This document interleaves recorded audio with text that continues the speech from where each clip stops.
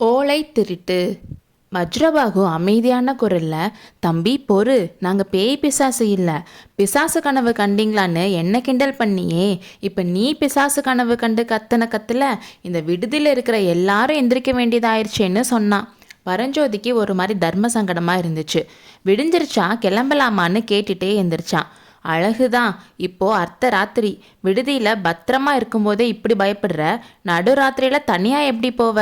அப்படி போகிறதா இருந்தா அம்மா அம்மான்னு கத்துனியே, அந்த புண்ணியவதி எங்கே இருக்கானாவது சொல்லிட்டு போ, பிள்ளையோட நிலைமையை பற்றி அம்மாவுக்கு சொல்லி அனுப்புகிறோம்னு சொன்னான். நேற்று சாயங்காலம் பயங்கரமான கதையெல்லாம் சொன்னீங்கல்ல, அதனால தான் கனவு வந்துச்சுன்னு சொன்னா பரஞ்சோதி. சரி போகட்டும், இனிமேலாவது கொஞ்ச நேரம் நிம்மதியாக தூங்கு, இந்த விளக்கு இங்கேயே இருக்கட்டும்னு சொல்லி அந்த விளக்கை வச்சுட்டு வஜ்ரபாகுவும் விடுதி தலைவனும் போயிட்டாங்க. அவங்க போனதுக்கப்புறம் பரஞ்சோதிக்கு தூக்கமே வரல. புரண்டு புரண்டு படுத்தான், எந்திரிச்சு உட்காந்தான், மறுபடியும் படுத்தான், அப்படியும் தூக்கம் வரல. அவங்க வச்சுட்டு போன விளக்கு வேற கண்ணு கூசுச்சு. அந்த விளக்க கூட அணைச்சிடலாமான்னு நினச்சான். அப்போ தான் அவனுக்கு திடீர்னு ஒரு ஐடியா வந்துச்சு. அவன் கொண்டு வந்திருந்த ஓலையை எடுத்தான். அதை திறந்து விளக்கு கிட்ட போய் உட்காந்து படிக்க ஆரம்பித்தான். அடடா, என்ன ஒரு ஏமாற்றம்! அதில் ஏதோ எழுதியிருக்கு, ஆனால் என்ன எழுதியிருக்குன்னு தான் தெரியல. அது தமிழ் எழுத்துக்கள் இல்லை, சமஸ்கிருதமா பிராகிருதமா இல்லை பாலி மொழியான்னு கூட தெரியல. கல்வி எவ்வளோ முக்கியம்னு அப்போ தான் அவனுக்கு புரிஞ்சது. நம்மளோட தாய்மொழி மட்டும் இல்லாமல் ஒரு நாட்டில் இருக்க எல்லா மொழிகளும் தெரிஞ்சிருக்கணும். இவ்வளோ நாளாக தமிழை கூட நல்லா கற்றுக்காம இருந்துட்டோமேன்னு கவலைப்பட்டான். இவ்வளோ நாள் கழித்து படிக்கலான்னு காஞ்சிக்கு வந்தோம், அதாச்சும் நடந்துச்சா? நம்ம வந்தப்போ தான் இந்த யுத்தம் வரணுமா? இந்த ஆபத்தான காரியம் நம்ம தலையில் தான் வந்து விழுகணுமான்னு அவன் யோசிச்சுட்டு இருக்கும்போதே தூக்கம் வர மாதிரி இருந்துச்சு. கொஞ்ச நேரத்திலேயே ஆழ்ந்த தூக்கத்துக்கு போயிட்டான். அவன் கையில் இருந்த ஓலை நழுவி கீழே விழுந்துருச்சு. கொஞ்ச நேரம் கழிச்சு அவனோட ரூம் கதவு மெதுவாக திறந்துச்சு. வஜ்ரபாகு சத்தம் போடாமல் உள்ளே வந்தான். கீழே கிடந்த ஓலையை எடுத்துட்டு ரூம் கதவை மறுபடியும் சாத்திட்டு போயிட்டான். அவனோட ரூமுக்கு போயிட்டு அந்த ஓலையில் எழுதியிருக்கிறத கவனமாக படித்தான். ஃபஸ்ட்டு கொஞ்ச நேரம் அந்த ஓலையவே பார்த்துட்டு இருந்தான். திடீர்னு அவனோட முகம் பளிச்சுன்னு ஆயிடுச்சு. கடகடன்னு அந்த ஓலையில் எழுதியிருந்த எல்லாத்தையும் படித்து முடிச்சிட்டான்.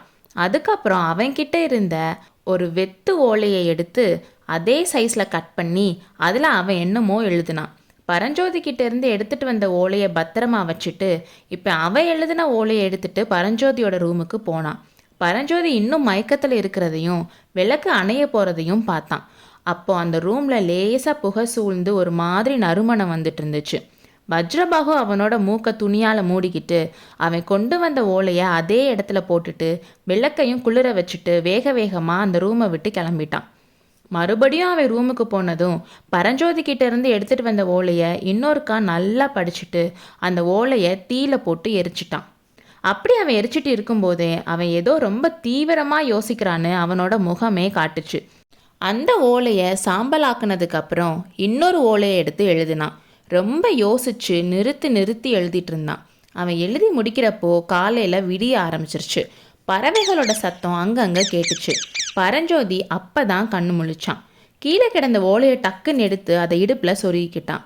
முதல் நாள் ராத்திரி நடந்ததெல்லாம் அவனுக்கு ஞாபகம் வந்துச்சு. கனவு கண்டு கத்துனது, வஜ்ரபாகுவும் விடுதி தலைவனும் வந்தது, விளக்கு வச்சுட்டு போனது, தூக்கம் வராமல் ரொம்ப நேரம் புரண்டது, ஓலையை படித்தது, அப்புறம் தூக்கம் கண்ணை சொல்லட்டிட்டு வந்தது எல்லாம் ஞாபகம் வந்துச்சு.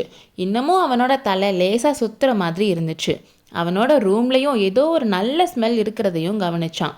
அப்போ வெளியில் குதிரையோட காலடி சத்தம் கேட்டதும் வாசலில் போய் பார்த்தான். அங்கே விடுதி தலைவனும் காவலர்களும் தூரத்தில் போயிட்டு இருந்த குதிரையை பார்த்துட்டு இருந்தாங்க. வஜ்ரபாகுவா போகிறாரு, அதுக்குள்ளே கிளம்பிட்டாரான்னு பரஞ்சோதி கேட்டதும் காவலர்கள் அவனை பார்த்தாங்க.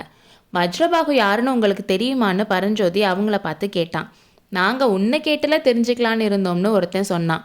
யாருன்னே தெரியாமல் தான் நேற்று அவ்வளோ மரியாதை கொடுத்தீங்களான்னு கேட்டான் பரஞ்சோதி. காரணம் இல்லாமல் மரியாதை கொடுக்கல, அவர்கிட்ட சிங்க முத்திரை போட்ட லட்சணை இருந்துச்சே, உனக்கு தெரியாதா? சிங்க லட்சணை இருந்தால் என்ன? ரொம்ப முக்கியமான ராஜாங்க விஷயமா போகிறவங்க தான் சிங்க லட்சணை வச்சுருப்பாங்கன்னு சொன்னான் ஒருத்தன். அவர் யாராக இருக்கும்னு ஒருத்தன் கேட்டான். அமைச்சராக இருக்கலாம்னு சொன்னான் இன்னொருத்தன். சேனாதிபதி கலிப்பகைக்கு பதிலாக இன்னொரு சேனாதிபதியை அனுப்ப போகிறதா ஒரு செய்தி. புது சேனாதிபதியாக கூட இருக்கலாம்னு சொன்னால் இன்னொருத்தன். சேனாதிபதியை மாற்றுறதுக்கு என்ன காரணம்னு தெரியுமான்னு கேட்டான் விடுதி தலைவன். வேற காரணம் வேணுமா என்ன? வாதாபியோட சைன்யம் வடபண்ணை கிட்ட வந்துருச்சான். அப்படி இருந்தும் நம்ம சேனாதிபதி வடக்கு மண்டல சைன்யத்தை இருந்த இடத்துலையே வச்சுட்டு இருக்கிறது பத்தாதா, அடுத்து என்ன பண்ணலான்னு சக்கரவர்த்தி கிட்ட கேட்க சேனாதிபதி காஞ்சிக்கே போயிருக்காராம். அதனால தான் சக்கரவர்த்திக்கு கோபமா, நீ சேனாதிபதியாக இருந்தது போதும்னு சொல்லிட்டாருன்னு அவங்க பேசிட்டு இருந்தாங்க. அப்போ பரஞ்சோதி, ஐயா என்னோட குதிரை எங்கே, நான் கிளம்பணும்னு சொன்னான். நீ எங்கே போகிறன்னு அவங்க பரஞ்சோதியை பார்த்து கேட்டாங்க. வடபெண்ணை கரையில் இருக்க பௌத்த மடத்துக்கு போகணும், அதுக்கு இன்னும் எவ்வளோ தூரம் இருக்கும்னு கேட்டான். வஜ்ரபாகு போன வழியை காட்டி, இதே வழியில் போனால் மத்தியானமாக வடபெண்ணை போவீங்க, அந்த கரை வழியாக மேற்கு பக்கம் போனால் பாபக்னி நதியும் வடபெண்ணையும் கலக்கிற இடத்துல தான் பௌத்த மடம் இருக்குன்னு சொல்லி அவனோட குதிரையையும் கொடுத்தாங்க. வஜ்ரபாகுவும் இந்த வழியில தான் போறாருன்னு தெரிஞ்சிருந்தா இன்னும் கொஞ்சம் சீக்கிரமே எந்திரிச்சு அவரோடையே கிளம்பாம போயிட்டேனே, அவரோட போயிருந்தா எவ்வளோ நல்லா இருந்திருக்கும், களைப்பே தெரியாம கதை கேட்டுட்டே போயிருக்கலாமேன்னு நினச்சிட்டே குதிரை மேலே ஏறி கிளம்பினான் பரஞ்சோதி. அடுத்த அத்தியாயத்தில் சந்திப்போம்.